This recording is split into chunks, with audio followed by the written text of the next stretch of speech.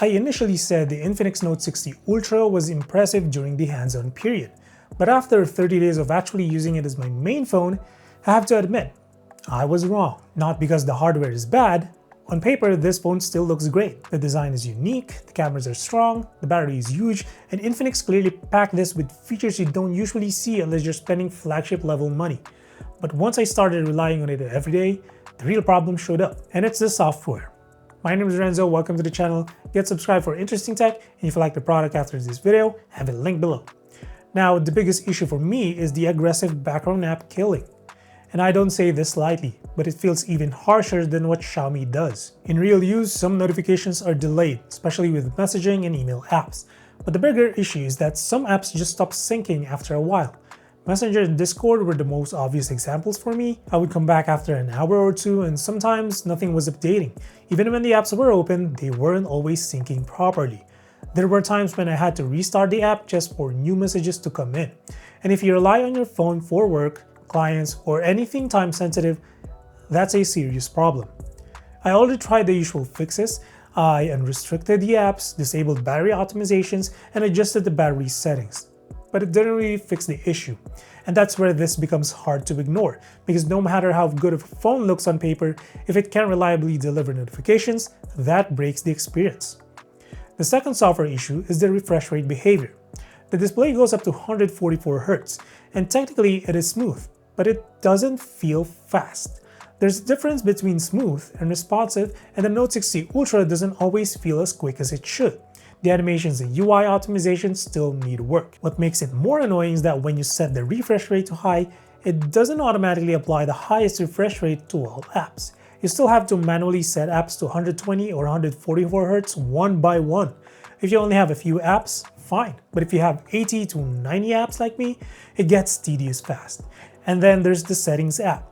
Infinix packs a lot of useful features here, and I do appreciate that. But everything feels scattered. You can find a lot of good options if you dig deep enough, but the layout feels cluttered and not as intuitive as it should be. At some point, more features don't automatically make the experience better. Sometimes they just make the phone feel messier. Now with that said, performance itself is not the problem. The Dimensity 8400 Ultimate is more than enough for daily use. Apps open fast, multitasking feels fine, and for most people, this phone has plenty of power. Gaming is also solid. If you play titles like Call of Duty Mobile, Mobile Legends, or other older popular games, you won't have issues here. Heavy gaming and emulation might push it more, but for most users, performance is not the reason to avoid this phone.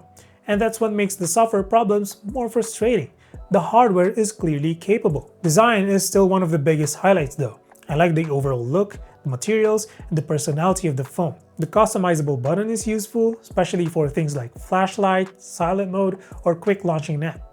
As for the back screen, it looks cool and it's fun at first, but after 30 days I didn't find it essential. It didn't change how I use the phone, and I didn't build habits around it, so for me it became more of a nice extra than a must-have feature. The speakers though were disappointing.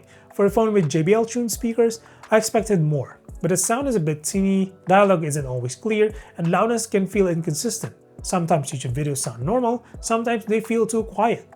It doesn't have that loud, full, bass-heavy character I usually expect from JBL tuned audio. It almost feels like the branding didn't fully translate into the actual speaker experience.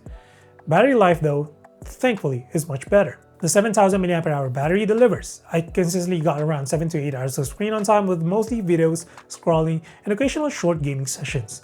For my use, this can easily be a 2 to 3 day phone. If you game heavily, maybe around 5 hours a day, then it becomes more of a 1-day phone with some battery left for the next morning. Charging is also good. The 100 watts wired charging gets from 0 to 100 in under 15 minutes.